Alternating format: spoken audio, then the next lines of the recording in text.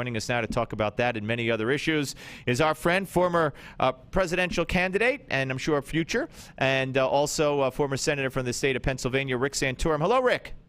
Hello, and a believer in American exceptionalism, by the way. Yeah, well, you know, he's got a friend in Obama because if my memory serves me. He doesn't believe it. Yeah, well, that's right. You know, we're not. You know, he believed in it. I think the quote was.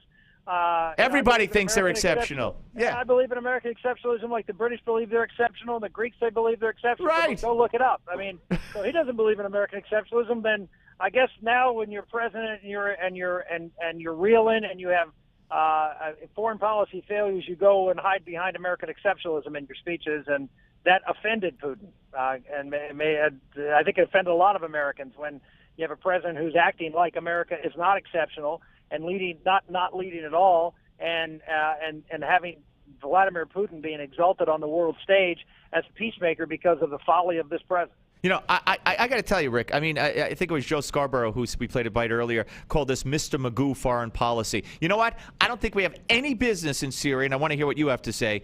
None whatsoever. I don't want to bomb for al-Qaeda. But you know what? It would have been better off. I would have blasted him, but it would have been better off if the president had come to the American public and said, 3 hours ago, I launched missile strikes targeted, and it would have been done. This is insanity. For the president in a speech to make the case, appeal to that little children are being killed, and that we have to act to protect ourselves and to protect the future of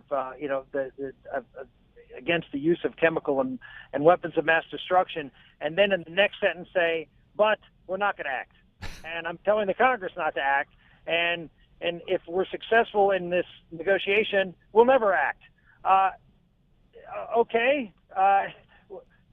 Your head spins as to what possibly the world community is looking at this president who clearly drew a line in the sand, and because the president all his life has thought that when he says something, people just do it, that if he said, well, I'm drawing a line in the sand that Assad or no one else would cross it, he never considered the consequences that if someone did, he would actually have to do something, something he doesn't want to do. He clearly doesn't want to do, and now he has found Vladimir Putin as his savior not to have to strike Syria. Well, what's your feeling on striking Syria in the first place? I mean, are you for that, or at this point?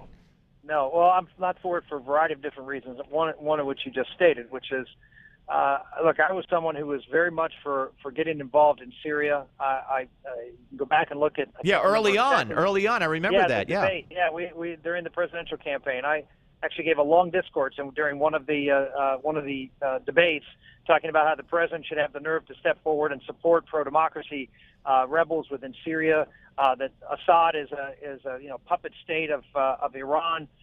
They are a danger to Israel, and we have every obligation to go and support the pro-democracy movement, saddle up to them, support them, give them up weapons, and the support they need to be successful. That's what I said 2 years ago. What I'm saying now is, since we did not do that, what we have is a situation where the pro-democracy rebels are an insignificant part of the rebel movement, and the ones who are leading that movement are in fact Al-Qaeda. And we don't have an interest in a fight between Al-Qaeda and Hezbollah and Iran. And so that's sort of where I come down right now, is number one, that we don't have a dog in this fight. Number two, the last thing I'm going to do if I'm a senator or congressman is give this president the power to use military force, which could expand the scope and scale of this conflict. This president can't handle the conflict as it is. Bringing in whether it's Iran or whether it's Russia or whether it's Turkey, whoever else might get involved, would further complicate that to the point where real American national security could be in danger by acting. Well, I want to play you a soundbite, and I haven't heard anybody else talk about this. It was his interview that he did on the other day, Monday or whenever, when he sat down and did 5 interviews. This was with PBS Gwen Ifill, and she said, "Can Syria retaliate against us or our allies if we strike them?" And here's what he said in cut number 10. Give a listen. His allies do, though. Iran, Hezbollah. They could carry out asymmetrical attacks against our embassies, for example, in the region. But we don't actually think that they want to do something like that. Keep in mind that Iran was the country probably last subjected to large-scale chemical weapons used by Saddam Hussein. So there's a real aversion to chemical weapons inside of Iran. I don't think either Iran or Hezbollah thought that what Assad did was a good idea. And for us to take a limited, proportional, although significant strike on Assad's capabilities to degrade them, I don't think would prompt them to get involved. So the good people of Hezbollah and the good people of Iran, the Ayatollahs, they don't like what Assad did, and they were victimized once themselves. So we don't think they're going to do anything. What am I hearing? Assad does nothing unless Iran okays it. So the idea that Assad is this bad actor and Iran is a state that we can trust and doesn't want to see the proliferation of weapons of mass destruction, Mr. President, they're developing nuclear weapons and you're doing nothing to stop them. This is again a president who just doesn't understand the nature of the enemy, doesn't understand how dangerous this world is, and he is fecklessly, sleepwalking through this incredibly important crisis and endangering American security by doing so. Yeah, no, I couldn't agree with you more. I was just taken I never heard a more naive. If he's being honest, I can't believe the naivete of this man. I just cannot fathom it. Hezbollah. I mean, he's counting on the goodness of Hezbollah, the morality of Hezbollah. But remember, he went to Cairo in his first speech and says, "We don't have a problem with you guys. we accept you guys." Remember, he accepted the Muslim Brotherhood as the leader of the intellectual and ideological and theological basis for Al-Qaeda comes from the Muslim Brotherhood. And he accepted them as the leader of Egypt. And in fact, when they were deposed, he said that they should be put back. Yeah. They were trying to eliminate their courts. They were trying to remove their constitution. The president was all for them. He doesn't have a problem with radical Islam. That's the problem. He doesn't see them as radical. He doesn't see them as a threat. And as you know, I mean, you've talked about this on your show, I know. I mean, he sanitized everything having to do with Islam or radical Islam from every intel and defense document. We have a shooter from Fort Hood who yells Allah Akbar and shoots people, and that's not an Islamic terrorist event.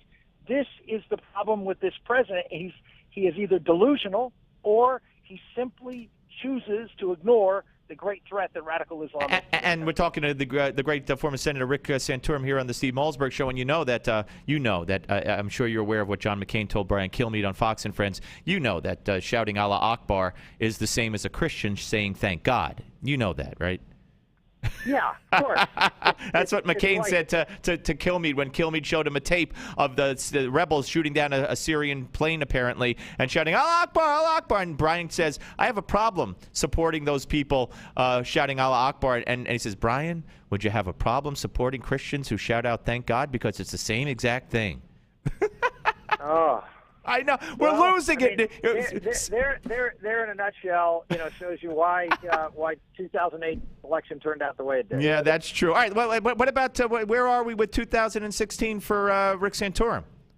Well, obviously, the more you see the incompetence of this administration, and the more I see a completely disjointed Republican response. You listen to John McCain, you listen to John Boehner and Eric Cantor and the Senate leadership. It's stunning.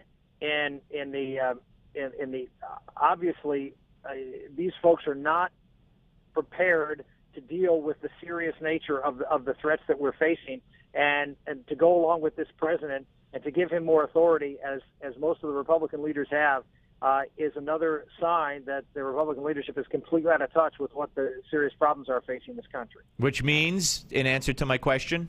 Which means we have to have somebody out there to make sure that common sense and the values that made this country great are being reflected. So I'm going to be out there making sure that happens. Whether I'm a candidate or not, we'll make that decision down the road. All right. Now, one other thing here. What do you think is going to happen with this health care? I mean, yesterday the AFL-CIO said this stinks. We can't deal with this. And now, of course, the administration is going to try to bend over backwards to accommodate the unions. Of course. Look, remember, the law with respect to Obamacare, it's President Obama's law, and he can enforce it any way he wants.